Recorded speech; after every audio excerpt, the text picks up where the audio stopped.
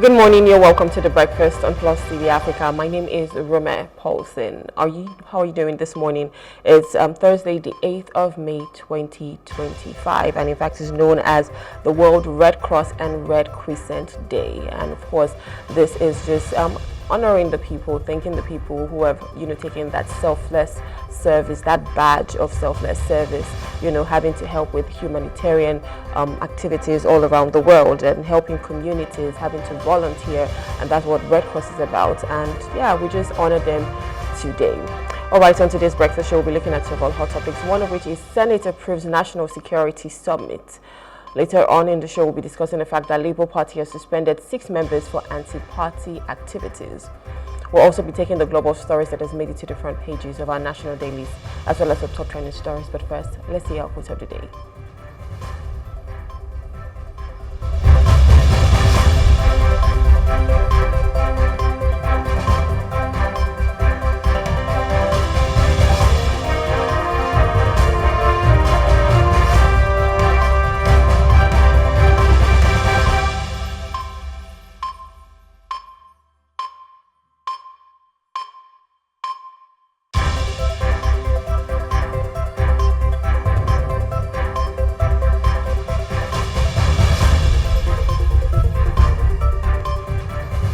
And our quote says, innovation distinguishes between a leader and a follower, and that is according to Steve Jobs. He was the founder of Apple, and he says this morning, innovation distinguishes between a leader and a follower. Yeah, and basically I think that is just to let you know that as a leader, qualities of a leader, you should have the ability to innovate, you should be able to think creatively, you should be able to push boundaries, just create products, perspectives, whatever the case might be, an idea where, you just help people, you leave them better than they were, you leave the world better than it is. So why are you not thinking of that product? Why are you not trying to innovate? To be a leader, like I said, you need to have certain qualities, and it's important that you're a leader and not just a follower. I know there are cases whereby sometimes you have to be a follower, follow someone else's idea or their innovation, but it's important that you think of something that can benefit the world and you start to develop that. So innovation, like Steve Jobs has said, is what distinguishes between a leader and a follower. And I think today is just important that you decide what you want to be in this world. You want to be a leader, and I think everybody is a born leader. You have that leadership trait, that leadership quality within you. So decide for yourself, do I want to be a leader or do I just want to be a follower? All right, let's look at some top trending stories. This first one says, NTSB pilot error and poor oversight caused fatal crash. So that's obviously, for Wigwe, Herbert Wigwe, and the U.S. National Transportation Safety Board has attributed the February 2024 helicopter crash near the California-Nevada border that killed former Access Holdings CEO Herbert Wigwe, his family, and 3 others to pilot error caused by spatial disorientation in poor weather conditions. The NTSB report released on Wednesday highlighted the pilot's decision to proceed with visual flight rules in instrument meteorological conditions, leading to a loss of control. The crash involving the helicopter, registered as N130CZ, claimed 6 lives, including Wigwe, his wife Doreen, their son Chizi, and Nigerian business leader Abimbola Ogunbanjo. The investigation also criticized the helicopter company for inadequate safety oversight.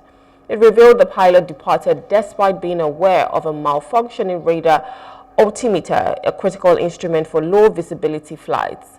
The company was also faulted for failing to ensure proper risk analysis, recording maintenance issues, and adhering to flight regulations.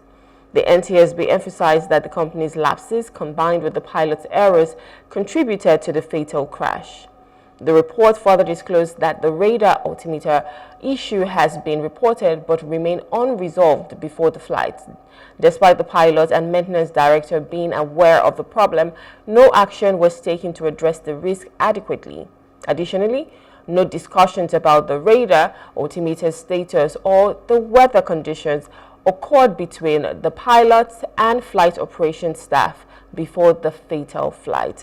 Honestly, I mean, a year has passed and it's quite unfortunate that we had to lose one of our own, which is Herbert Wigwe, his wife Doreen, and his son Chizi, and obviously all the people that were on the flight. About 6 people lost their lives that day, and it's just sad that it is for something as little as this. Why would you want to risk people's lives for something that you can wait, right? You could have at least tried to get the clearance. You could have looked at the maintenance issues.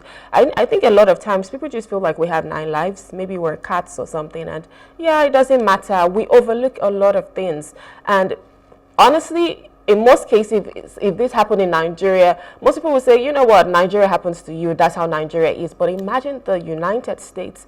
I think this is just... It's not even a case of, oh yes, it was just error. I think it's a non-negotiable. I think it's something that should never have happened, because right now these people have lost their lives. They could have still been alive today, right? Imagine the amount of good that they could bring into the world, but that has been cut short just because of something as little as maintenance issues that could have been resolved way before, and then of course the pilot's error as well. I think this is just a wake-up call to everybody. Check the status. If you're driving, check the status of your car. If you're flying, check the status of the aircraft. And of course, the onus lies to this company, because they should have done that in the first place. And right now, I don't even know what's going to happen. I mean, we'll just see how it pans out. But no matter the compensation that is going to be given, the truth is these people have lost their lives. There's the family who's still grieving, knowing that something as little as maintenance issue just took the lives of their parents and their brother. Very sad, very unfortunate, but let's just see what happens with this. Another top trending story this morning says no timeline for power restoration in Minna. At least 18 communities in Minna, Niger State, are experiencing a total blackout due to ongoing construction near the Pankungu roundabout. The affected areas include Boso, Tundu Fulani, Minna Airport, and parts of Minna Bida Road, among others. The Abuja Electricity Distribution Company, AEDC, has apologized for the inconvenience but has not provided a timeline for completing the construction or restoring power. The situation mirrors a recent blackout in over 20 Abuja communities during Easter, caused by technical fault and an explosion on the 11 kV Incomer city. Areas such as Kefi Garage, Dandin, Kowa, and Karishi were impacted before electricity was eventually restored.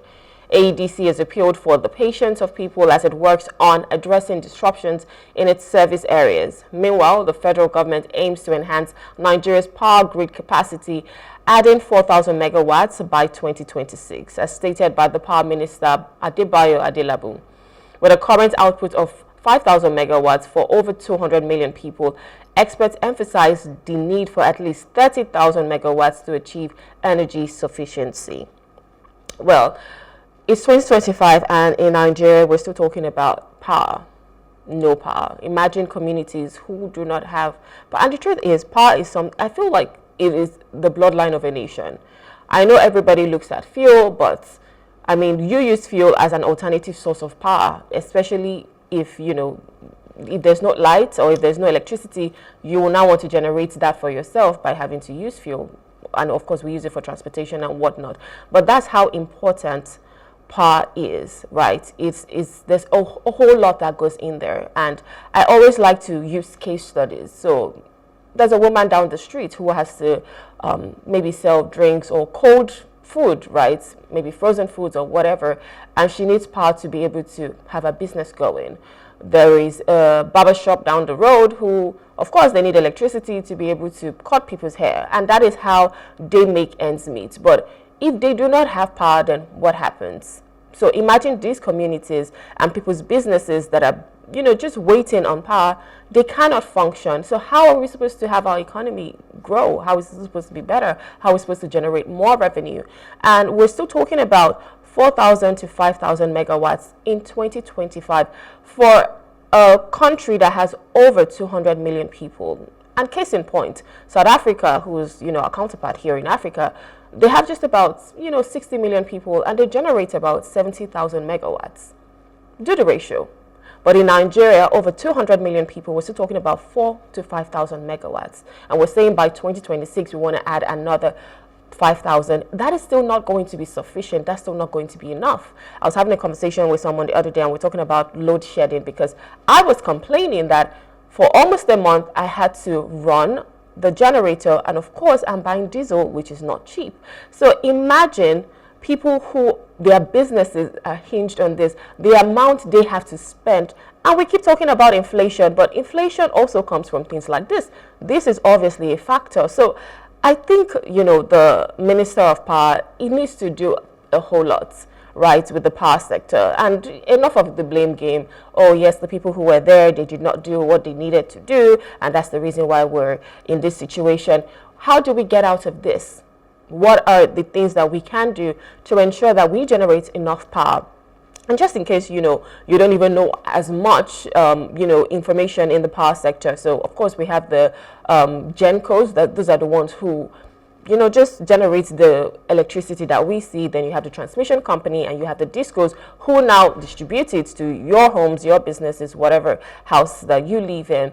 But here is the problem. The GenCos, they can generate as much power as possible. But transmitting that power from the GenCos to the discos is where the issue lies, because that is still with the federal government, and transmission can only take maybe a number, like a certain capacity. So even sometimes, aside vandalism and whatnot, when you hear that the national grid has collapsed, sometimes maybe there's just too much for the transmission, and that's why we're there. So it's important that we start to look at public-private partnership if we're saying that we want to, just see some changes with the power sector. So I think Bayo Adelabo has a lot of work to do, and we can't be in 2025 and still speaking about power. 1960 was a long time ago. We're still having the same issues. I think it's important that we start to look for, things to be able to ensure that this thing that raises its ugly head every now and again is a thing of the past. So power is something that we need, while we're not looking at ways to be able to generate enough for the people of Nigeria and 18 communities. And that's not even just the communities that have to live in blackouts. I'm sure there are so many others, but imagine they do not have power, and you don't even know when it's going to be restored. I think that is not even acceptable in the first place. But yeah, hopefully things get better. All right, another top trending story says Afri Medical Manufacturing Supplies Limited in Ogun State. Well, here they have made history as the first Nigerian company and the first in West and Central Africa to receive the World Health Organization pre-qualification for its AfriJet 0.5 ml auto-disable syringes. The certification, announced by NAFDAC's and Director General Professor Mojishola Adeyeye, underscores Nigeria's growing capabilities in producing high-quality medical devices. This milestone reflects the success of NAFDAC's regulatory reforms and its drive to support local manufacturers in reducing reliance on imports. NAFDAC played a pivotal role in guiding AfriMedical through rigorous compliance and quality processes, supported by organizations like UNICEF.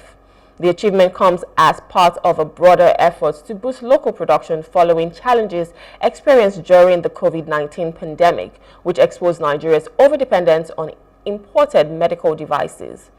Professor Adeyeye urged other manufacturers to follow AfriMedical's example and align with the federal government's industrialization policies. This recognition allows AfriJet syringes to be procured globally, signaling Nigeria's ability to compete on the international stage. NAFDAC emphasized the importance of government support for compliant manufacturers, highlighting this accomplishment as a testament to the potential of local innovation and collaboration. What we love to hear.